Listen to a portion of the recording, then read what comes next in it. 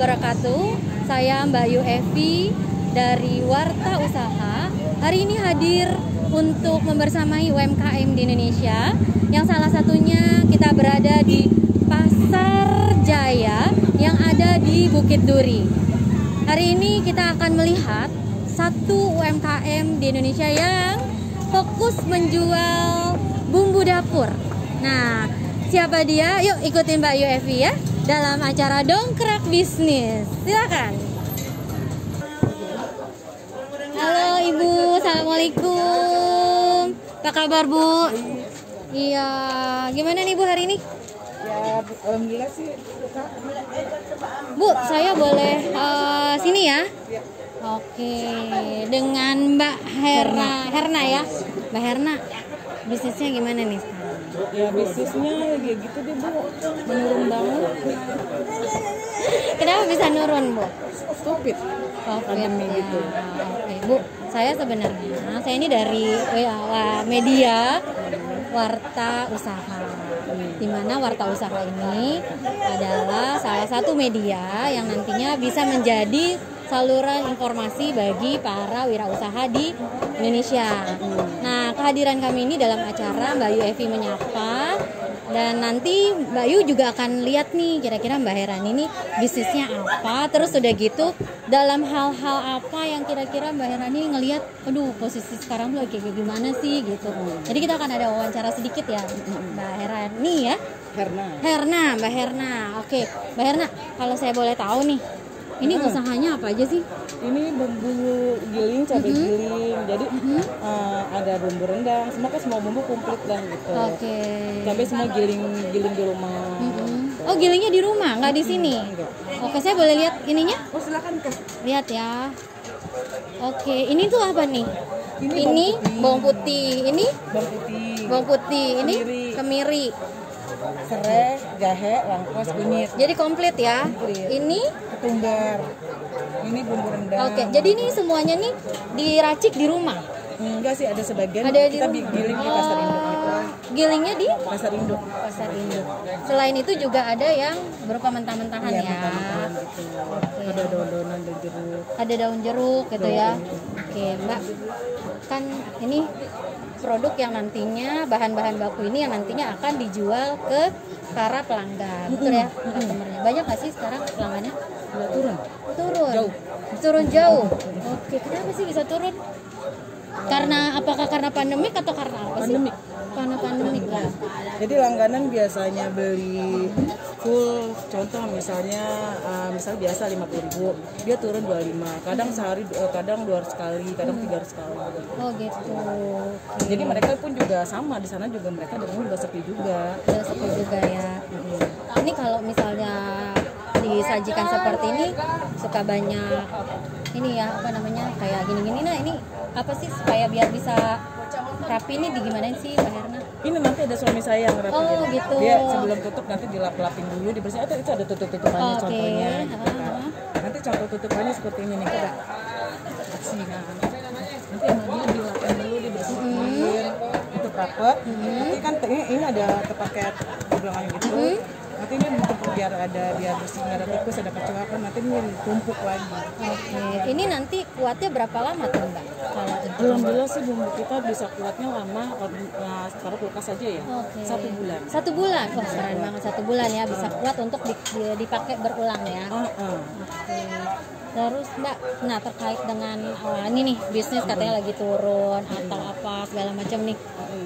Kalau menurut Mbak Herna nih, apa sih yang bisa dilakukan sebagai seorang wirausaha nih yang lagi bisnisnya lagi turun selain jualan offline? Ini kan jualannya langsung nih. Nah, kira-kira apa lagi sih yang terpikirkan oleh Mbak Herna nih selain jualannya dengan offline di tempat, apalagi nih Mbak Herna? Iya, pengen sih kita mencoba online ya. Cuman kan sekarang kan juga target online juga saya belum ngerti banget cara online kayak gimana. Apalagi kan kalau online kayak gini kan kita bingung per papak itu berapa. Orang kan kagak ada yang tahu. Kalau bumbu itu kan ada yang kiloan, ada yang ini. Kalau misalnya di online, kita pasang nih 5.000 per bungkus. Kita nggak tahu itu buat berapa kilo daging atau gimana kan. Jadi kalau misalnya bumbu sih kalau saya pikir sih lebih baik memang offline datang gitu biar kita namanya berapa kilo gitu, jadi kita bisa tahu.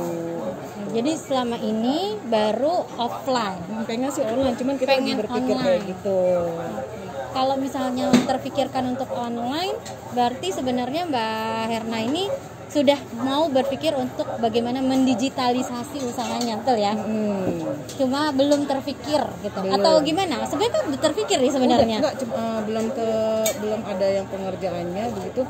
Kayak masuk suami lah, suami kan juga masih sibuk gitu, jadi nggak mungkin dong saya sendirian gitu. Dan suami juga kadang-kadang kerja ya biasa lah, kuliah harian. Oke. Gitu, kalau ada kerjanya jalan, kalau ada kerjaan ya udah. Oke. Nah, menurut Mbak Herna nih, kalau udah punya keinginan untuk mendigitalisasi, tadi bilang katanya nggak ada waktunya gitu kan ya. Sebenarnya bisa nggak sih kalau misalnya dilakukan nih, menurut Mbak Herna nih, dilakukan pada saat-saat lagi nggak ada konsumen gitu? Bisa nggak sih? Kan ini bukanya dari jam berapa sampai jam berapa sih? Jam 6 sampai jam 11. Jam 6 sampai jam 11. Setelah jam 11 Mbak Herna ngapain? Aku tetap di rumah. Di rumah? Ngurus rumah tangga. Anak-anak. Gitu ya.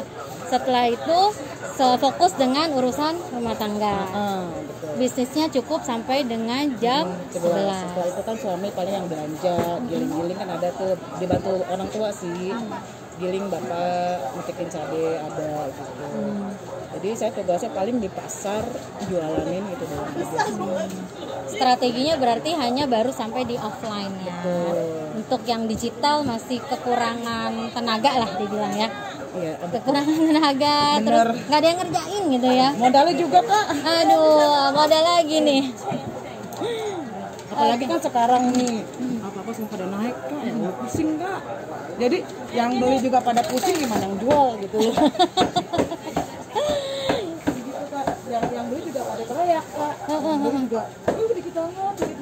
Nah habis gimana, emang saya pada mahal semua kan gitu loh. Oke. Malah kadang biasanya kan juga ini 10 kilo atau gimana, 3 kilo susah banget. Semenjak pandemi ini benar-benar, jadi intinya kan kalau dagang rumah orang-orang, jadi intinya kalau misalnya di pasar tuh, kalau kayak di rumah, di warteg itu udah rame, biasa pasar itu rame. Gitu. Jadi ritmenya kalau misalnya di jualannya rame, pasti di pasar juga ikut rame. Gitu. Warteg itu pasar rame, pasti di pasar ikut rame lah.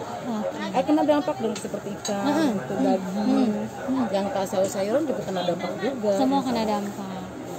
Jadi semuanya intinya ya memang kayak langganan saya bilang, kok berkurang sih, habis gimana, itu juga masih banyak gitu.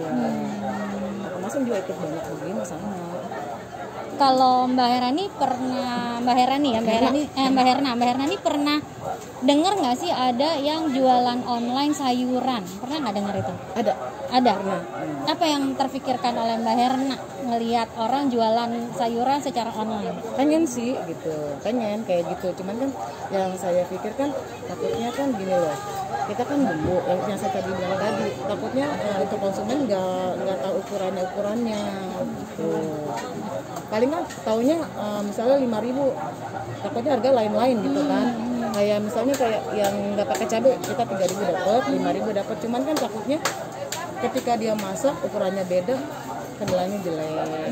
Tadi dibilang ini bisa tahan sampai 1 bulan. Nah, pernah lihat nggak bumbu-bumbu yang di dalam tempat kemudian dia jualin secara online? Pernah lihat nggak? Belum pernah ya.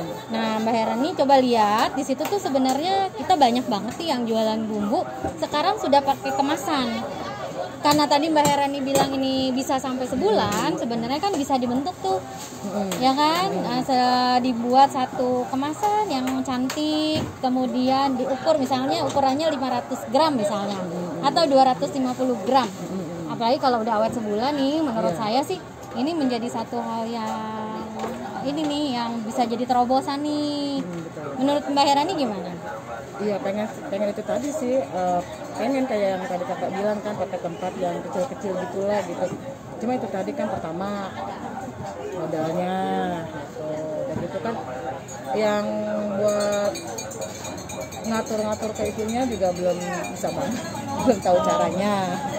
kalau tadi dibilang modal untuk bikin kemasan itu.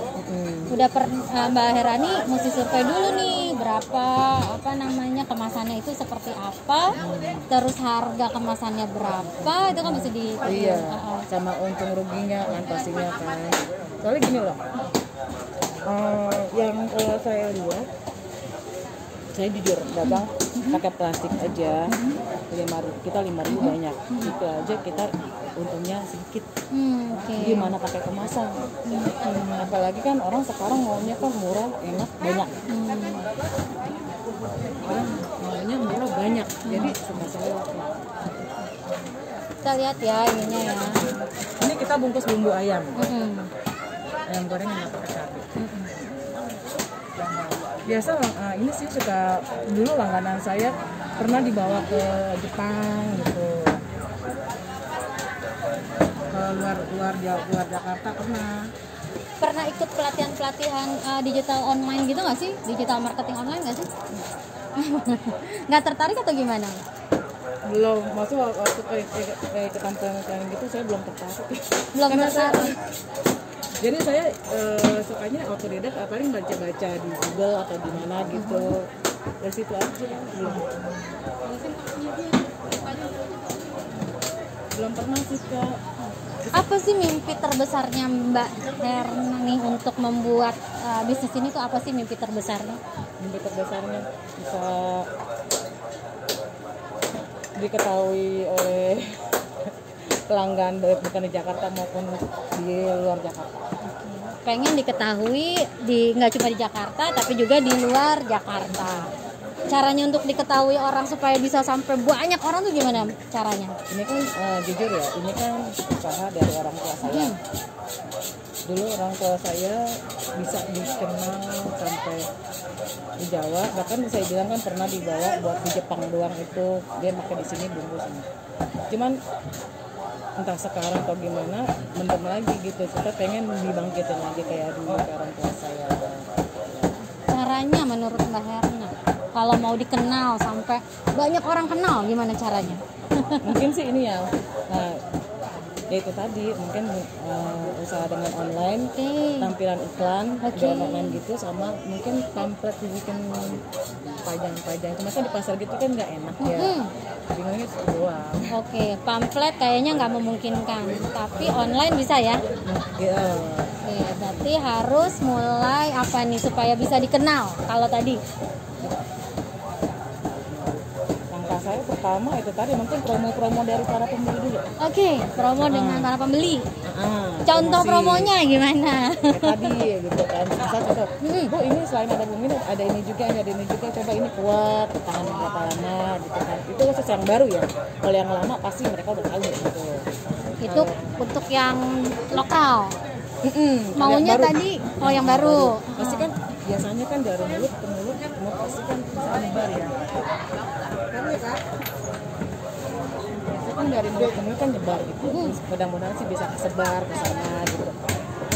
Itu aja sih. Pertama promosi dari mulut ke mulut aja, dari pelanggan baru atau penjualan lama kita coba.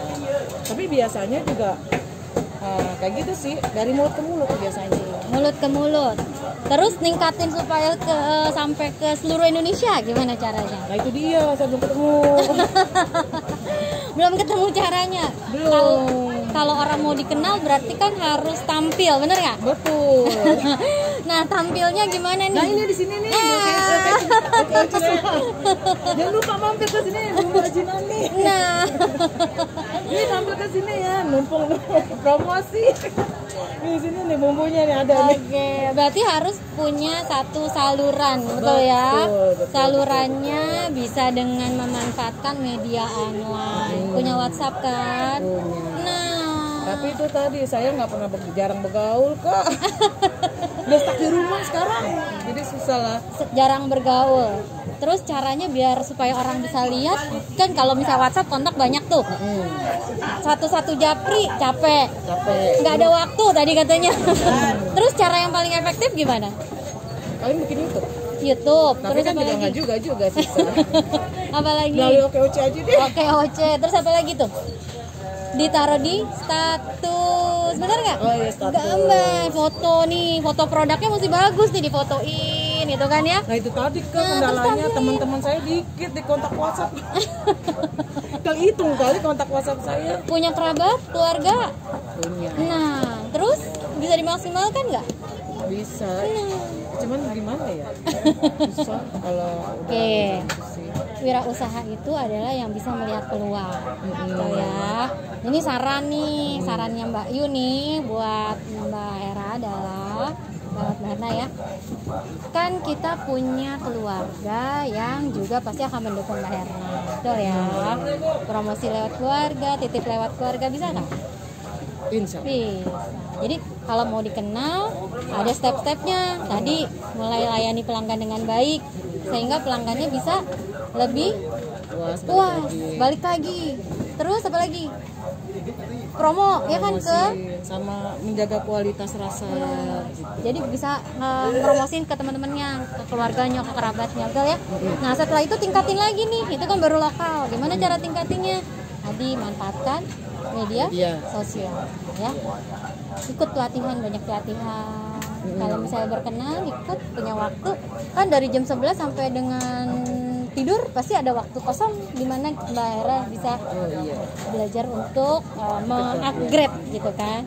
Terus itu saran dari Mbak Yu. Ya, Iya, insya Allah. masih semangat nggak sih jalanin usaha? Masih lah pengen. Oke, jadi tadi mimpinya adalah bisa dikenal. Cuma itu aja. Ya nggak juga sih, banyak sih. Mimpi besarnya Mimpi besar sukses. sukses. Ukuran Iya, suksesnya Kalau suksesnya ya sebisa mungkin, semaksimal mungkin lah gitu aja udah. ukurannya apa? Apa ya? Belum kepikiran sih.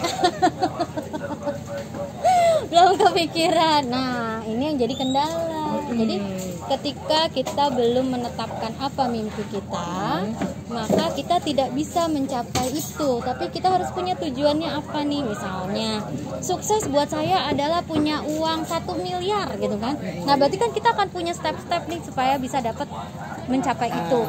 Nah, berarti harus mulai men-setting goals-nya, men-setting apa sih mimpinya. Sekarang biasanya ini bersih habis gitu. Sekarang susah banget.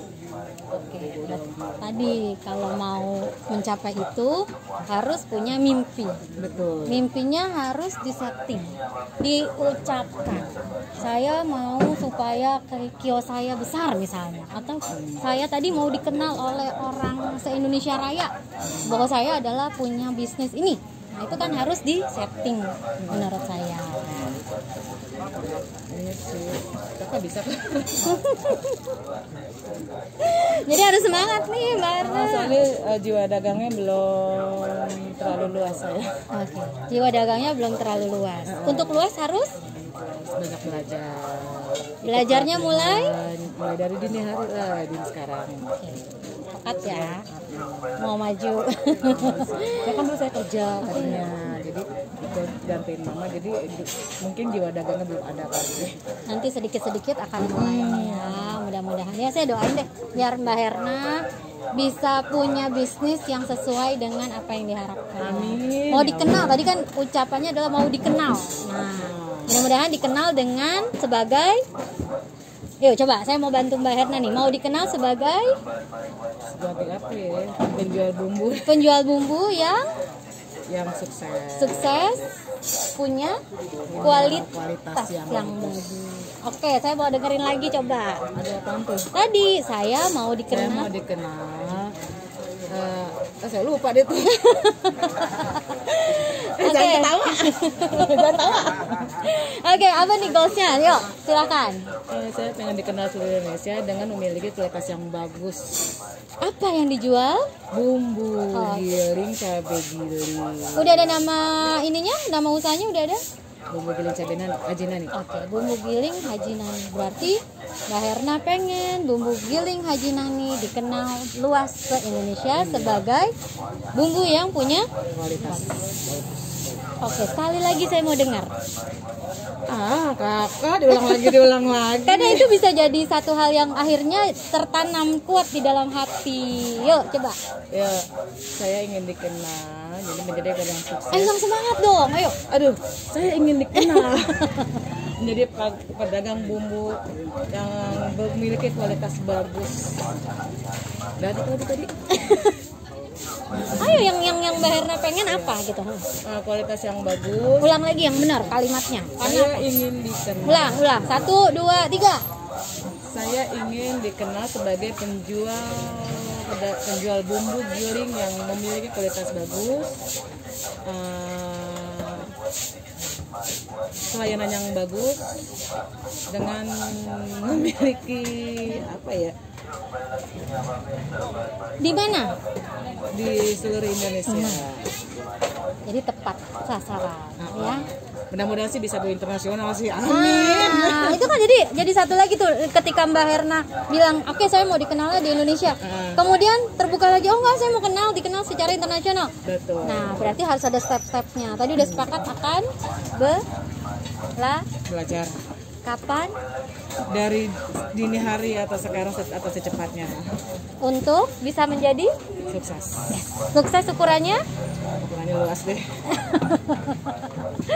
Oke Mbak Herna, terima kasih banyak untuk waktunya. Alhamdulillah hari ini kita sudah ketemu dan mudah-mudahan bisa mendapatkan manfaat. Amin, sama-sama. Dari apa yang sudah tadi saya bicarakan. Yang saya kasih tahu ini atau yang saya coba untuk infokan ke Mbak Herna bisa menjadi satu hal yang dipikirkan, ya. Terima kasih Mbak Herna atas kesempatannya. Ya, Assalamualaikum. Sukses selalu. Terima kasih. Oke, sahabat Mbak Ayu Evi, kita sudah sama-sama bersama dengan Ibu Herna tadi, di mana beliau adalah salah satu pelaku UMKM yang menjual bumbu dapur. Tadi kita sudah dengarkan apa sih yang menjadi kendalanya dan juga apa yang menjadi harapannya.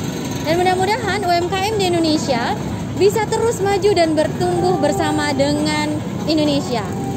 Terima kasih telah menyaksikan channel Mbak Ayu Evi Menyapa di Warta Usaha. Selamat siang. Assalamualaikum warahmatullahi wabarakatuh.